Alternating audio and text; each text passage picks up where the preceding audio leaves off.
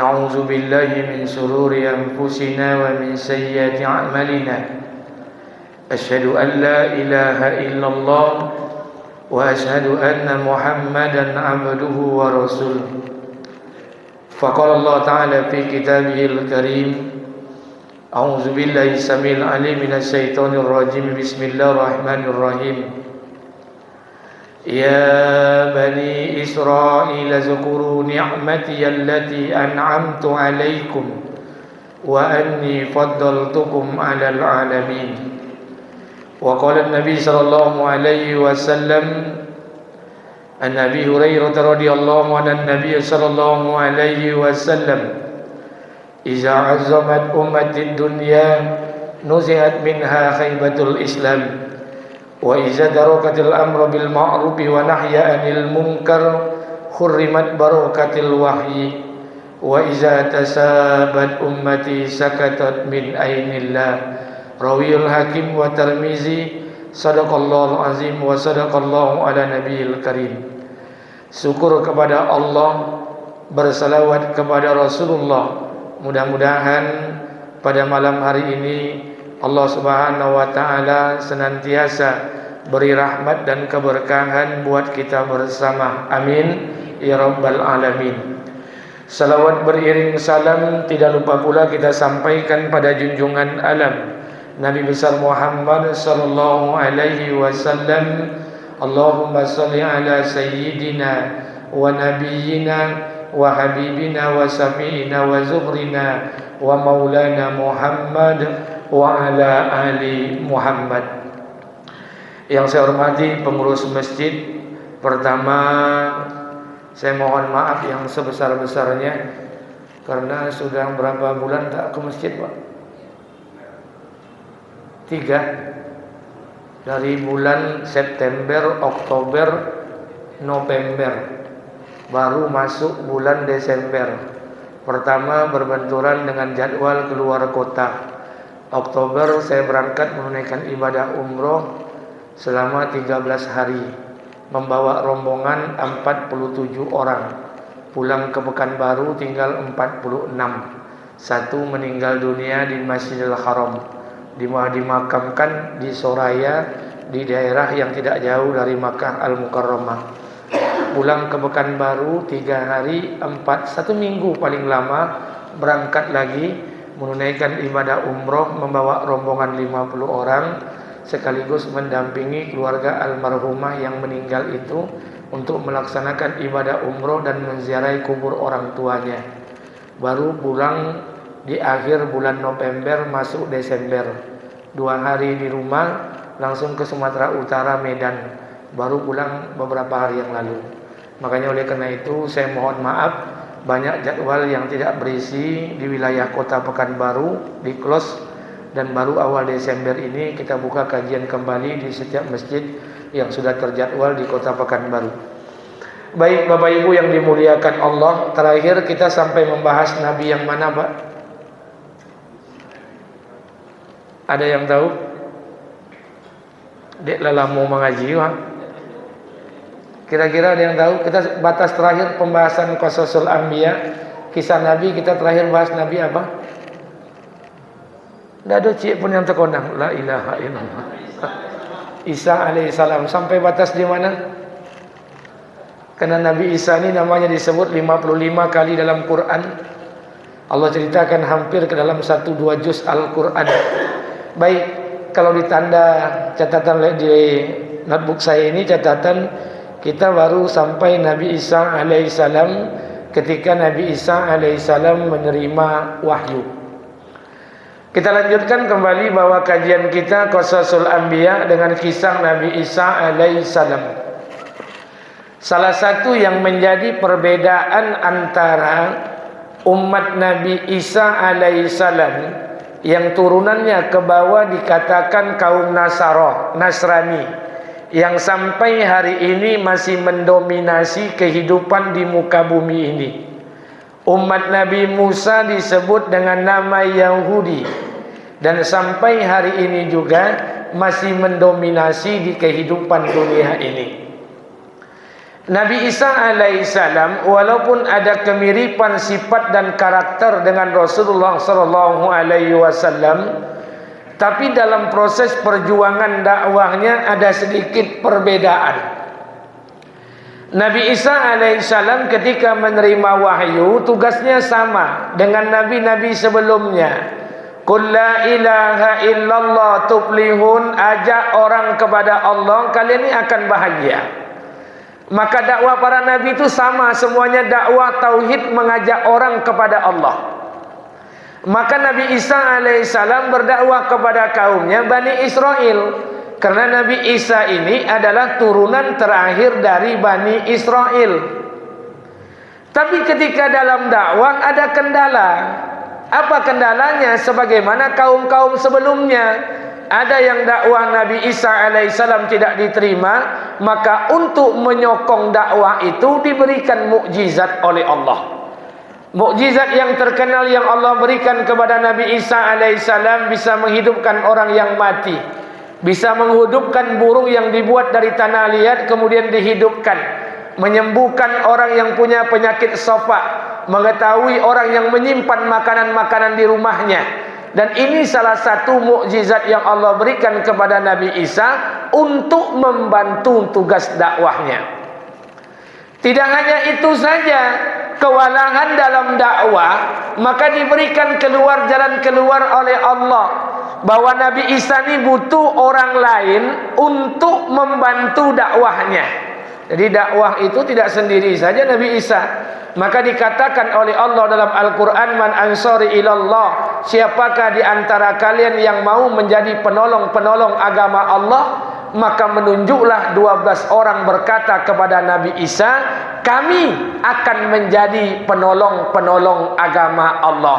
12 orang itulah yang dikatakan dengan kaum Hawariyun. Allah sebut namanya 4 kali dalam Al-Quran.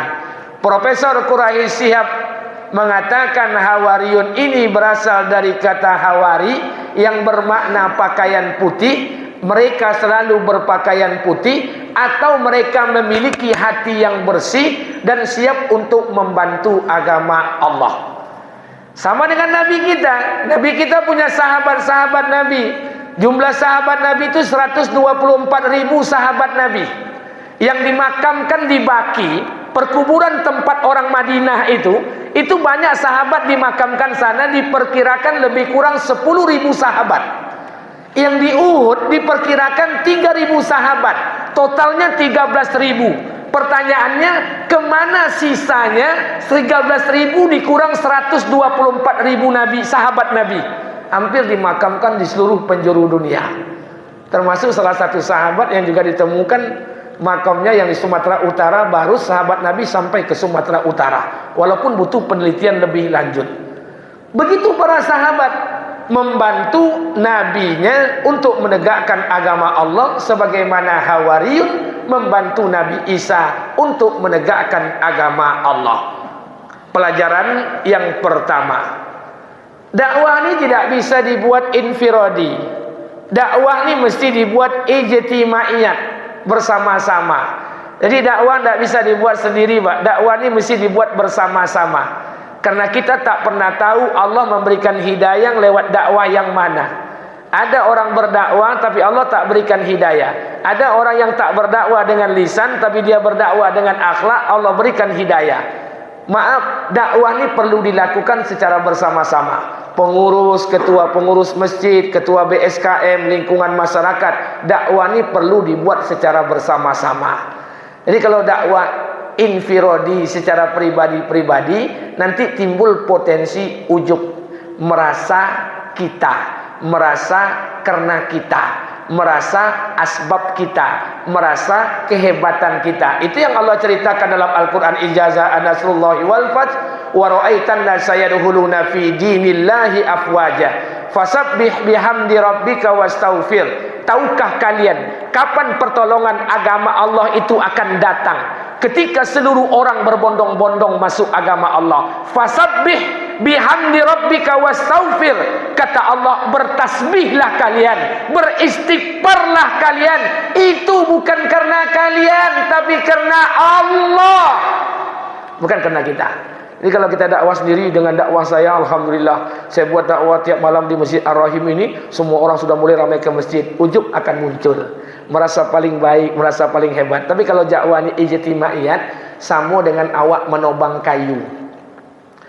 Datang ketua Masjid Ar-Rahim, ambil kapak, ditobang kayu 10 kali catuk, tanggal ke beberapa kayu, tapi belum tumbang.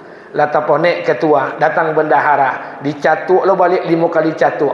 Lata ponek lo bendahara, pulang bendahara. Datang sekretaris, catuk lo balik 5 kali catuk, belum juga tumbang. Lata ponek sekretaris. Datang lagi Pak RT, catuk lagi, dipukul lagi, foto belum tumbang, tapi sudah banyak yang terkelupas.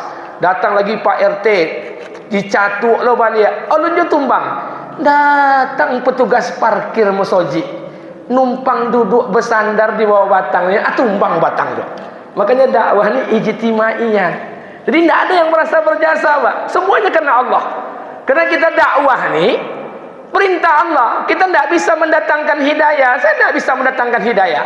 Tugas saya hanya berdakwah. Saya hanya berdakwah kepada istri saya. Urusan istri saya berubah atau tidak bukan urusan saya.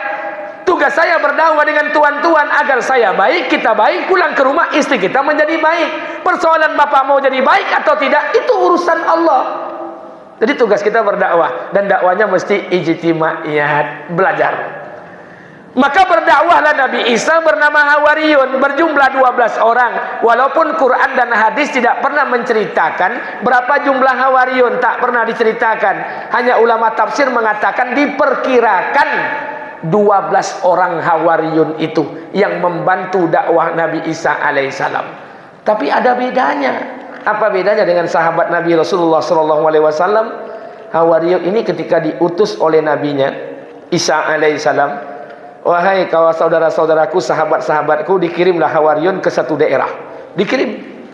Ketika dikirim ke satu daerah untuk berdakwah, maka Hawariyun ini berkata, wahai Isa, kami itu tak pernah kenal dengan daerah itu.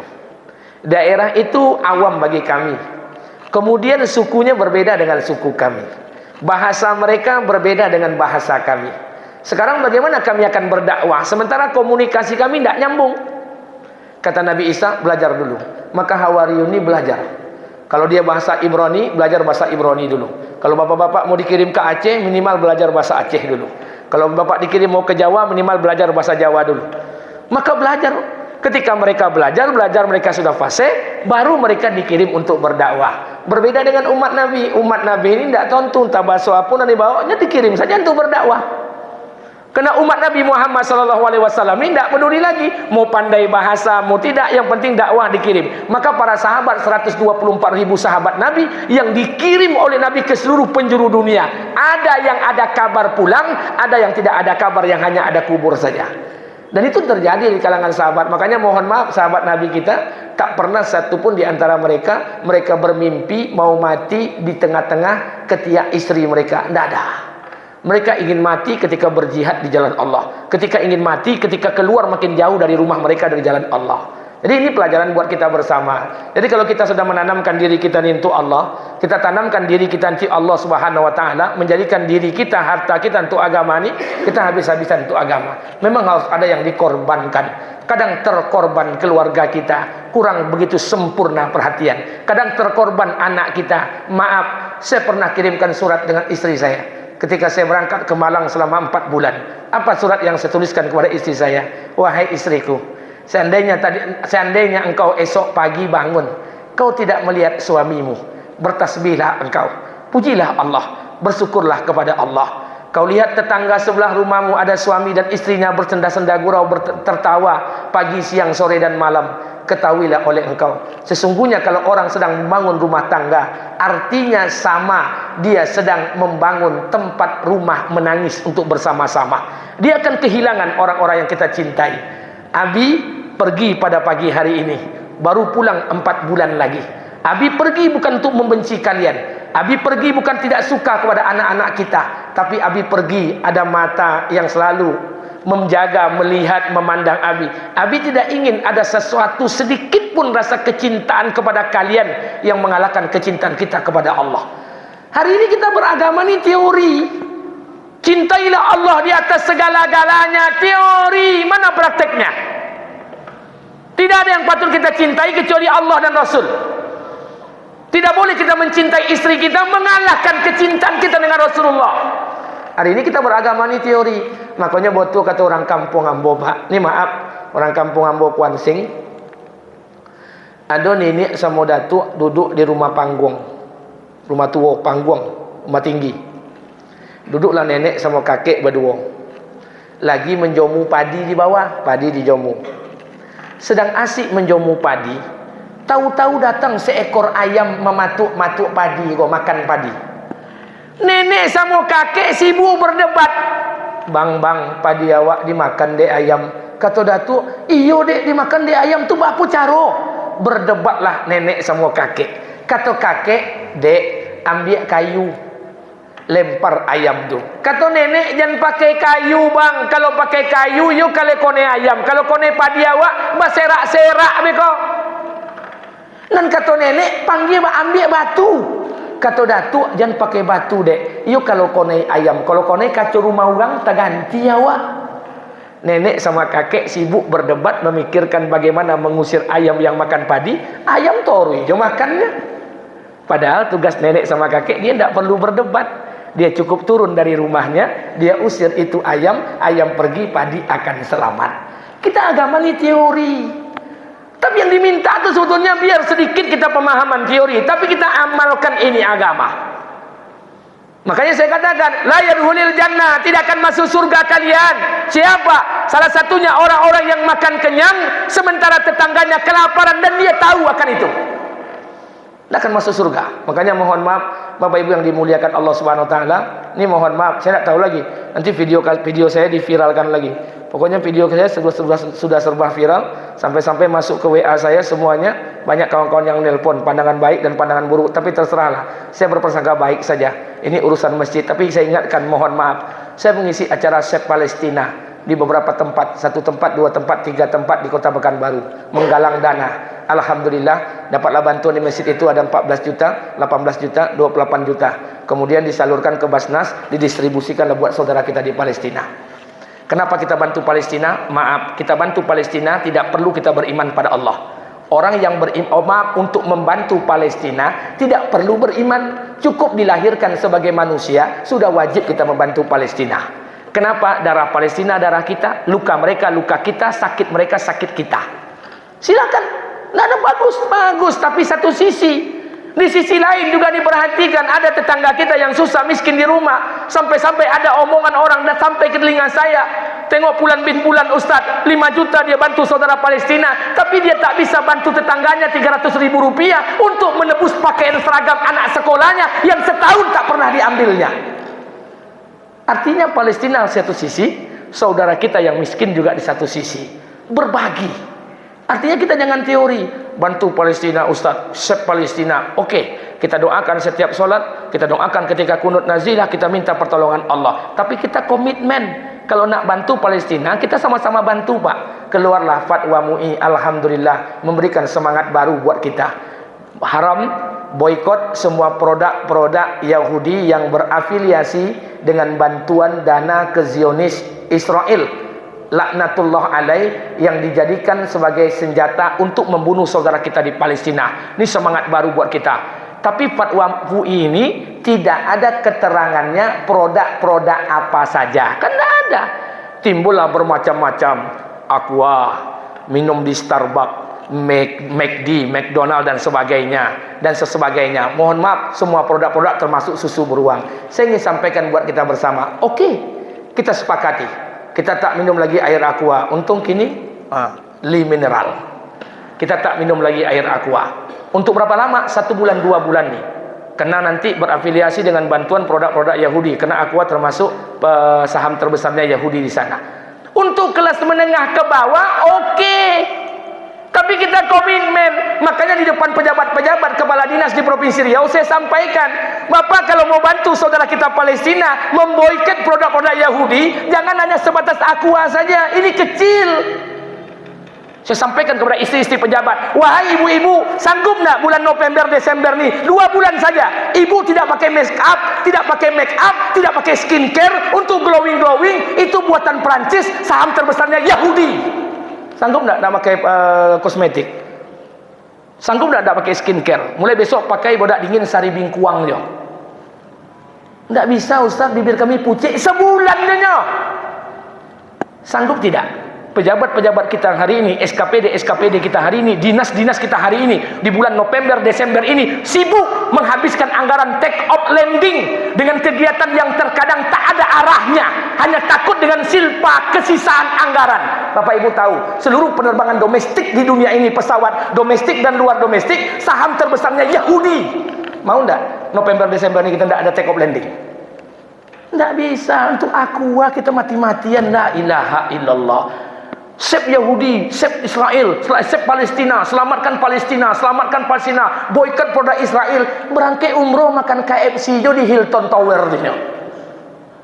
Kalau kita mau sungguh-sungguh, yuk sungguh-sungguh berjuang, tidak usah menutup. Sama-sama kita berjuang sungguh-sungguh. Makanya agama ini bukan teori, Pak. Agama ini praktek.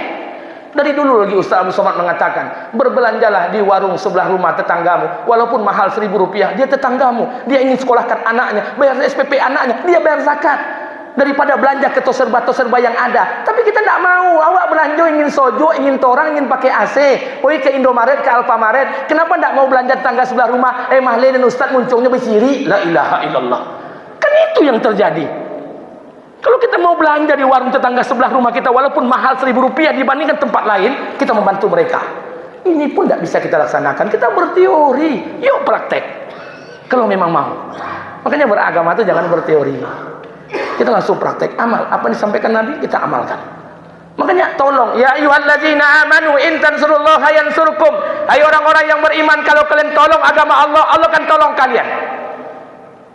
Dengan menolong saudara kita Palestina, menolong daripada orang-orang beragama Islam, menolong saudara-saudara kita, tolong.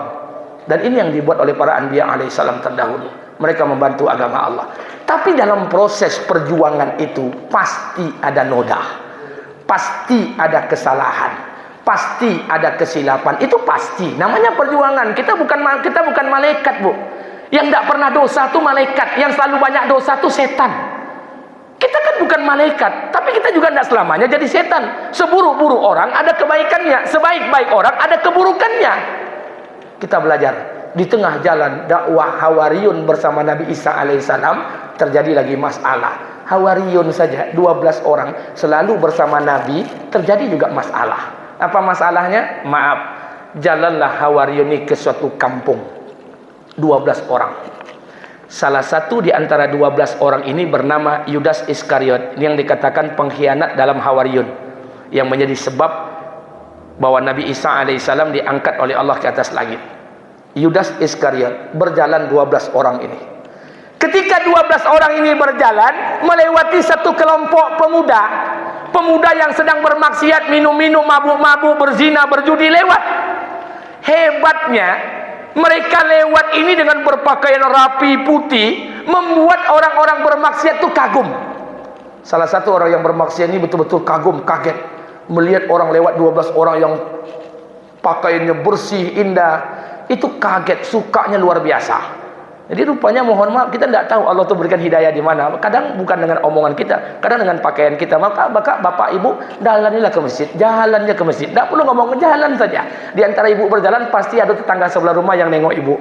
De rajin, nama aku ke masjid. Dan sampai kini alun jo mau ke masjid. Mulai orang sudah berpikir hidayah.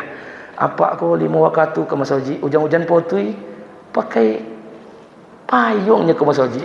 Awak selemu seketik juga tidak jom mau ke masjid. Orang mulai berpikir sama. Pemuda-pemuda mabuk ini berpikir ingin menjadi orang baik. Salah satu di antaranya, dia mengikuti Hawariyun yang 12 orang tadi, diikutinya dari belakang. Jadi maaf, yang 12 orang tadi berjalan, satu orang yang mabuk bermaksiat tadi ingin mengikuti mereka, diikutilah oleh salah seorang pemuda yang mabuk tadi, mengikuti Hawariyun yang 12 orang ini. Apa kata Yudas Iskariot yang memang hatinya terkontaminasi, dikotori oleh setan laknatullah alaih? Kata Yudas Iskariot, mangalo paja mabuk ku ikut Jawa. Awak kok sahabat Nabi mah sama aja awaknya Pak. Acok berjalan di gubernur, tiba-tiba kawan preman simpang ikut kawak. Deh pajak kok preman ikut. Lalu jadi kawan awak pejabat, ini hati-hati. Sama Yudas Iskariot sama. Deh mangga lo pajak mabuk kok ikut. Kan kita sahabat Nabi Isa nih. Maka Yudas Iskariot ini mempercepat langkahnya, tidak mau bersama dengan pemabuk ini. Pemabuk karena dia tahu banyak dosa, dia tidak mungkin sama dengan Hawariyun, dia memperlambat langkahnya karena dia menghargai, beretika, berakhlak, tidak ingin sama tapi tetap di belakang. Zaman itu zaman nubuah. Allah firmankan kepada Nabi Isa alaihissalam, apa kata Allah? Ya Isa, liyasta'nifa al-amala. Kata Nabi, kata Allah Subhanahu wa taala kepada Jibril, wahai Jibril, sampaikan kepada Isa, hapus semua amal-amal mereka. Pemabuk-pemabuk tadi seluruh dosanya dihapus oleh Allah, diganti kebaikan. Sedangkan Yudas Iskariot tadi seluruh amal ibadahnya dihapus oleh Allah, diganti dengan keburukan, dikembalikan kepada nol. Kenapa? Karena pemabuk tadi memperlambat langkahnya, menjaga akhlak, sedangkan Yudas Iskariot dari Hawariyun tadi mempercepat langkahnya, memelihara keangkuhan dan kesombongan. Itu hati-hati Pak. Jadi penyakit orang beramal ini angkuh, sombong, merasa paling baik, merasa paling banyak tahajudnya, merasa paling khatam Quran. Makanya saya katakan kita ini la ilaha illallah. Maka saya katakan jangan pernah kalian hina orang yang berbuat dosa, seolah-olah kalian tidak pernah berbuat dosa. Tahukah kalian nanti di hari kiamat nanti, surga itu sebagian besar penduduknya adalah orang bermaksiat yang sudah bertobat, bukan orang-orang yang sok suci kemudian mereka akan tersesat. Jadi jangan kenapa kita menghina orang-orang berbuat dosa, karena kita tidak pernah tahu hasil akhir sebuah amalan kita dari mana. Hari ini Bapak Ibu sholat seperti yang saya sampaikan, Bapak Ibu sholat hari ini, saya sholat, tapi nanti ketika sakratul maut, sebelum Allah cabut nyawa kita, Allah cabut taufik dan hidayah, Allah matikan kita dalam keadaan su'ul khotimah. Siapa yang tahu?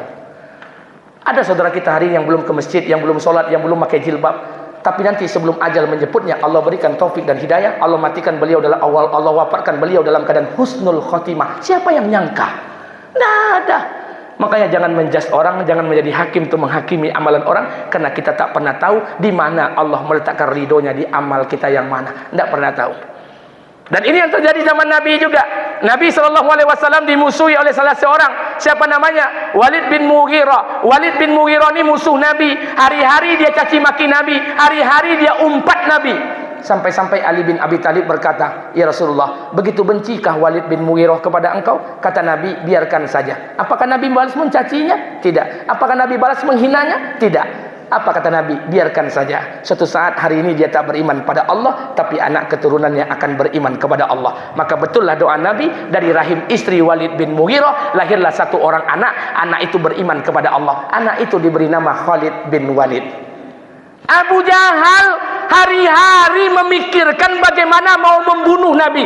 Bapak baca sejarah, Abu Jahal itu tak tidur-tidur memikirkan bagaimana mau bunuh Nabi. Jadi jangan disangka Pak, orang yang masuk surga aja tidak tidur-tidur tahajud, orang yang masuk neraka tidak jololok-lolok doh. Tapi apa kata Nabi? Biarkan saja Abu Jahal tak beriman, tapi suatu saat nanti dari keturunannya akan lahir orang beriman pada Allah. Betullah doa Nabi, dari rahim istri Abu Jahal Allah lahirkan satu orang anak beriman pada Allah. Anak itu diberi nama Ikrimah bin Abu Jahal. Siapa yang nyangka?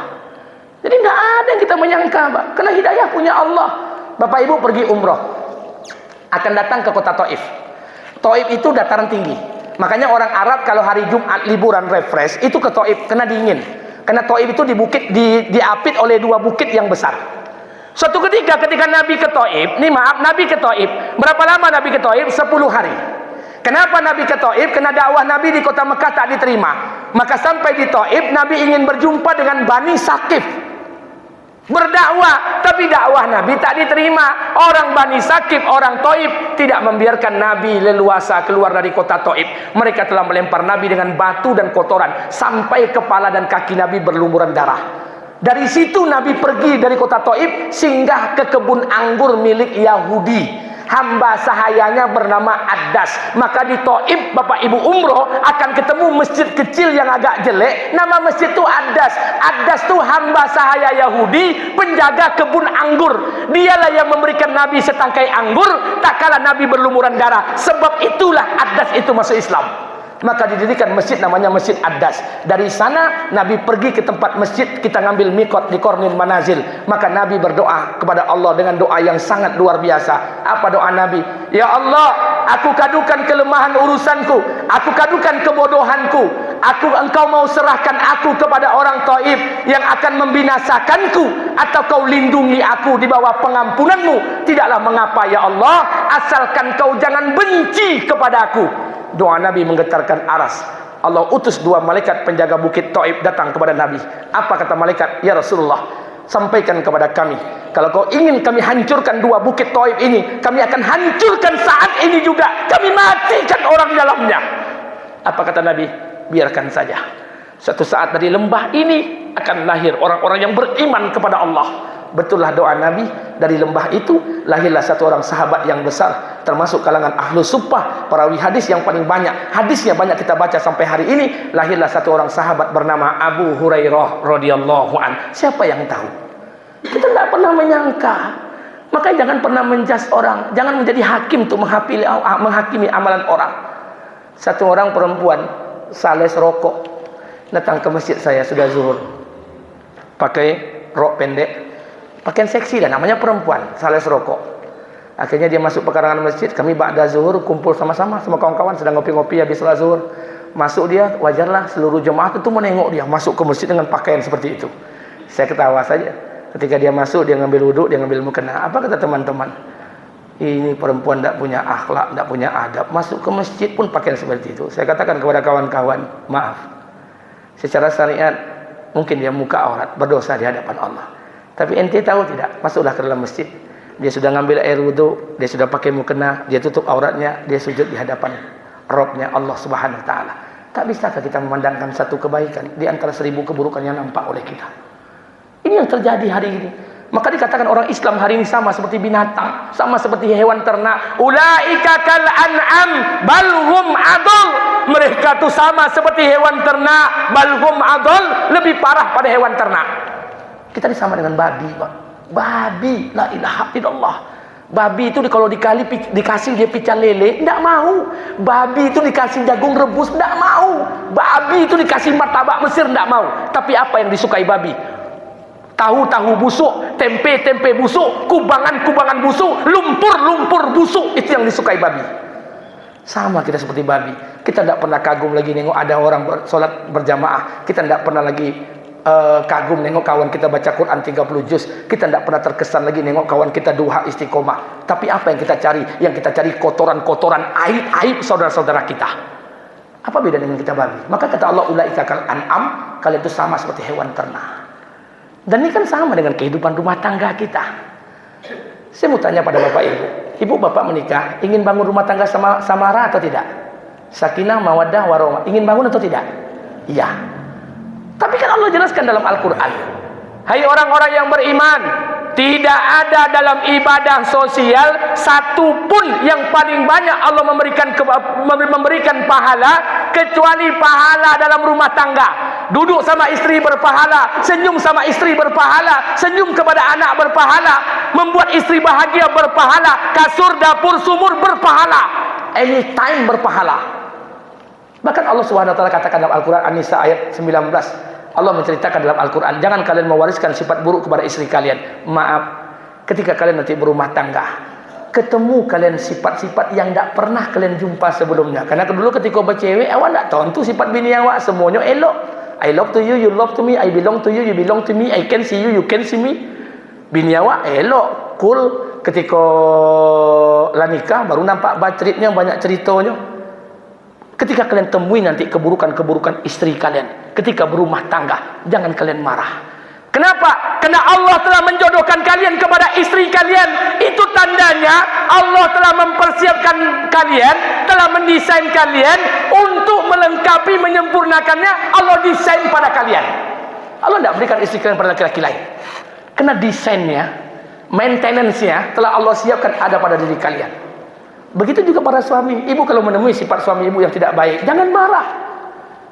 Karena ibu tidak dijodohkan oleh Allah dengan laki-laki lain. Kenapa ibu dijodohkan dengan suami ibu? Kekurangan suami ibu, Allah telah mendesain dalam diri ibu bahwa untuk menyempurnakan kekurangan itu, Allah desain dalam diri ibu. Maka dipertemukan oleh Allah. Ini teori Pak, tapi prakteknya sulit.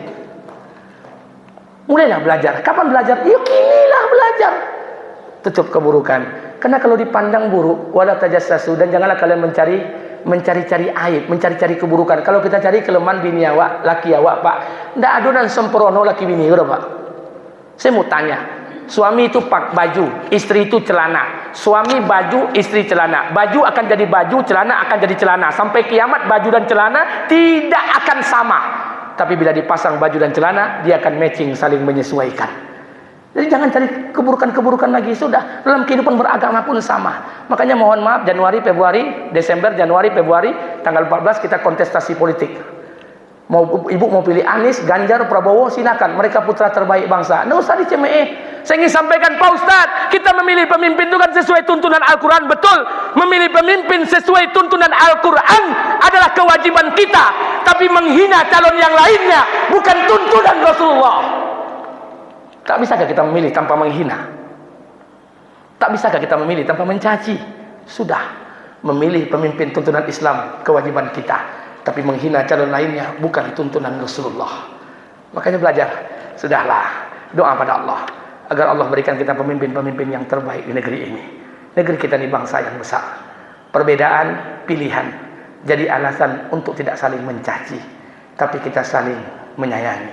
Perbedaan pilihan tidak jadi alasan untuk tidak saling menyakiti.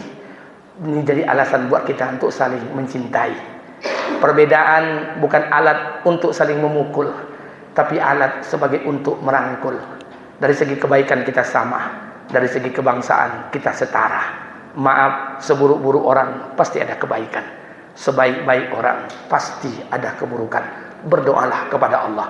Bukankah pemimpin kita cerminan daripada rakyatnya? Kalau rakyat sudah beriman pada Allah, Allah akan berikan pemimpin yang beriman kepada Allah. Tapi bila rakyatnya bermaksiat kepada Allah, Allah akan berikan pemimpin-pemimpin yang juga bermaksiat kepada Allah. Terakhir, saya mau sampaikan buat kita bersama. Satu orang ayah memberikan pengumuman kepada anaknya 2 orang laki-laki, SMA kelas 3. Siapa di antara kalian yang kelas 3 ini ujian besok pagi, lulus dengan nilai tertinggi, ayah belikan mobil Pajero Sport Dakar 4x4 cash. Mobil itu sudah dibeli oleh ayahnya, dimasukkan dalam garasi pakai selimut. Anak yang pertama itu tidak nengok mobil, langsung masuk kamar, belajar tidak keluar-keluar. Anak yang cilik lagi asik menengok banoto joko. Tengok banoto, tengok pintu oto, kira-kira mana yang akan dapat oto. Makanya mohon maaf, tak usah sibuk Pak menilai ini itu, perbaiki diri kita. Doa kepada Allah, pilihan tetap ada dalam hati kita. Berdoa kepada Allah, nanti Allah akan jadikan pemimpin kita pemimpin yang terbaik di negeri ini. Apa yang tidak mungkin bagi Allah? Kita sibuk mengkoreksi ini itu, tapi tidak pernah kita memperbaiki diri. Dekatkan diri kita dengan Allah. Bersegeralah kalian menuju rahmat Allah Subhanahu Wa Taala.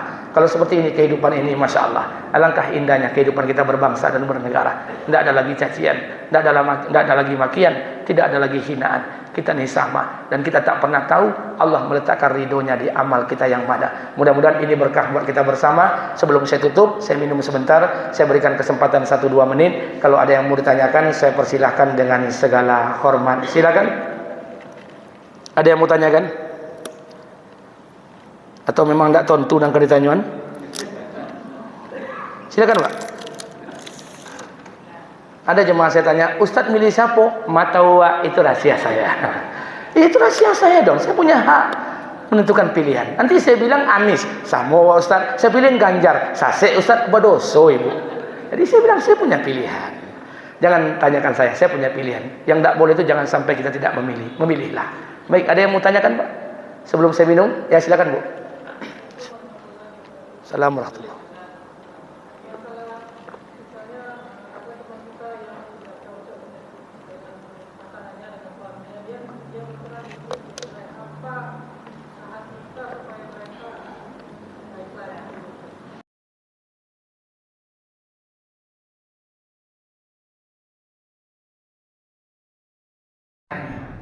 Tak cocok Ustaz. Dulu mak awak tak pernah bercewek tu. Dia dua tu nenek mama. Romantis tu ini. Lahir dia anak mahu memisahkan mereka. Kerana mereka bersatu untuk membangun rumah tangga di atas agama Allah Subhanahu Wa Taala. Kita bercewek sampai tahun 3 bulan pestanya itu ayah bulan kompet colai lagi dah. Saya mau tanya. Makanya kalau segala sesuatu berangkat dari nilai agama, pasti Allah berikan keberkahan. Oh, perbedaan biasa. Ini tahu dari istri saya. Istri saya banyak berbeda dengan saya. Bini ambo itu hobi makan udang godang-godang. Ambo tak suka. Bukan tak suka, tak tahu. Brokoli. Jadi kan perbedaan itu biasa saja. Kita disatukan bukan karena sama. Kita disatukan karena berbeda. Karena formula untuk mendesain perbedaan itu kalau titipkan di sana. Selesai.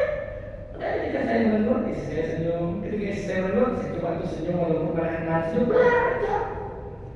Kenapa tak belajar? Oh, kalau ini betul-betul saya hati ya Pak, bukan ilaha illallah. Makanya mohon maaf Pak, kita ingin istri yang sempurna. Iya atau tidak Pak? Iya atau tidak? Iya, Bapak harus sadar juga. Bini awak ingin lelaki sempurna. Tak untuk awak orang. Jadi kita sama-sama ingin sempurna. Kalau ini yang kita kedepankan, ini jadi masalah. Maka saya minta kita bersama perbaikan yang dimuliakan Allah. Perbedaan itu tidak menjadikan kita untuk bisa memisahkan diri dari rumah tangga. Oh, kalau perceraian menjadi solusi lain, kecuali kalau perbuatan itu keji. Saya sampaikan dengan istri saya. Apa saya sampaikan? Dek, kalau abang selingkuh, adik ketemu dengan abang selingkuh, ada perempuan lain, kemudian tertangkap abang tidur dengannya. Dua kemungkinan. Adik mau ceraikan, mau ajukan gugatan cerai, welcome. Adik mau maafkan abang, itu lebih baik. Kenapa? Adik perlu pikirkan, laki-laki yang selingkuh tidak pernah bermain hati, dia bermain nafsu. Dia pingin perempuan kulit putih, kulit hitam, kulit hijau, kulit merah dirasakan. Tapi kalau istri bapak selingkuh, tidur bersama laki-laki lain, saya sarankan ceraikan. Kenapa? Tidak ada perempuan yang mau tidur tanpa pakai hati. Kalau perempuan selingkuh pasti pakai hati. Kalau laki selingkuh, naposu ya selingkuh. Saya selalu tidak boleh segera selingkuh ceraikan. Kenapa? Nanti tidak ada yang tertarik. Karena dia berselingkuh tidak mungkin pakai nafsu. Perempuan berselingkuh pasti pakai hati. Maka berhati-hatilah. Saya sampaikan dengan istri saya, apa tuh dia mau? Oh, ya betul itu lagi ada. Maka saya sampaikan ini perlu pendidikan, ini perlu diajarkan sedikit demi sedikit. Walaupun penyampaian kita berbeda-beda dengan keluarga kita masing-masing, tapi yang jelas tujuannya baik sebetulnya. Siapa sih yang tidak ingin bahagia Pak? Suami juga ingin bahagia, bapak juga ingin bahagia, ibu juga ingin bahagia. Siapa yang tidak ingin bahagia? Semua kita ingin bahagia. Tapi bahagia kita relatif. Ada yang bahagia lagi ini, yang pesta tiap tahun bertambah sekapling. Ada yang hobi rumah tangga itu rumah peta. Ada yang kilo sekolah, dia hobi rumah peta, nanti sekolah S1, S2, S3. Ada yang sibuk ini, sibuk hobinya tuh ganti-ganti otot sibuk dia itu karena masing-masing. Silakan. Tidak ada masalah. Maka karena itu kalau ada perbedaan sikapi dengan alim dan bijaksana, karena kita temukan bukan dengan persamaan, tapi juga dari perbedaan itu disatukan oleh Allah SWT. Terkadang menghadapi keluarga yang perlu serius sekali.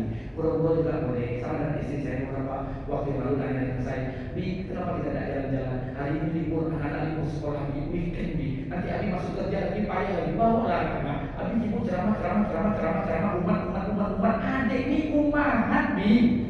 Iyalah, hari pertama sabar, hari kedua sabar, hari ketiga tidak sabar. Nah itu tempatnya apa? Dek, tahu nggak Dek?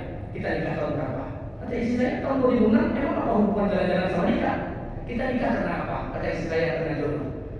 Di situ letak masalahnya. Karena ada pepatah mengatakan kalau jodoh tidak kemana-mana, maka tidak kemana-mana. Kadang-kadang perlu serius menghadapi istri. Biasa jelas. Nggak perlu serius. Pernah istri saya ngomong dengan saya, Bi, Abi tahu nggak? Kakak-kakak ipar Adek itu semuanya suaminya beli uang tiap bulan 5 juta untuk belanja di rumah, makan minum semuanya. Abi semenjak nikah tidak pernah ngasih uang segepok 5 juta. Paling-paling seminggu 500.000 belanja di pasar kaget. Minggu depan nanti masih ada 400.000. Kalau udah habis itu 700.000. Itu kalau ada kasih kayak segepok. Saya bilang oke, bulan depan kita mulai. Berapa Abi ngasih? 20 juta. Wih banyak kali. Ya gaji Abi 4 juta setengah. sertifikasi 3 juta, 7 juta. Tambah remote, tambah uang makan 9 juta. Tambah uang ceramah siang dan malam lebih kurang 12 juta. 20 juta full time. Iya, bulan depan kita mulai. Serius iya, tapi ada syarat. Apa syaratnya? Awak jual rumah awak, jual foto, jual order, awak balik ke rumah peta. Tapi itu tidak pernah ke rumah ke BTN di pemerintah utang sampai tinggi aku utang. Ini utang. Itu kan saya katakan, makanya salah satu penyebab perempuan masuk neraka itu hilang paling ujian setahun, hilang kebaikan suami hanya gara-gara satu keburukan. Maka karena itu kadang-kadang menghadapi keluarga tidak perlu serius tidak berat benar. Oh ini yo benar, kalau sudah tahan orang kok ini banyak 3 jam habis. Maka dari itu ini berkah buat kita bersama, tapi tergantung dari ikut masing-masing, rumah tangga masing-masing. Yang penting pada intinya menikah itu mudah, dapur kasur sumur itu mudah, tapi mempertahankan rumah tangga jauh lebih susah. Mudah-mudahan ini berkah buat kita bersama. Berangkat dari nilai-nilai agama. Kalau orang sudah berangkat dari nilai-nilai agama yang dituntunkan oleh Allah dan Rasulullah, mudah-mudahan kehidupan mereka ini berkah. Lebih dan kurang mohon maaf. Subhanallah wa bihamdika, asyhadu an la ilaha illa anta, astaghfiruka wa atubu ilaik. Assalamualaikum warahmatullahi wabarakatuh.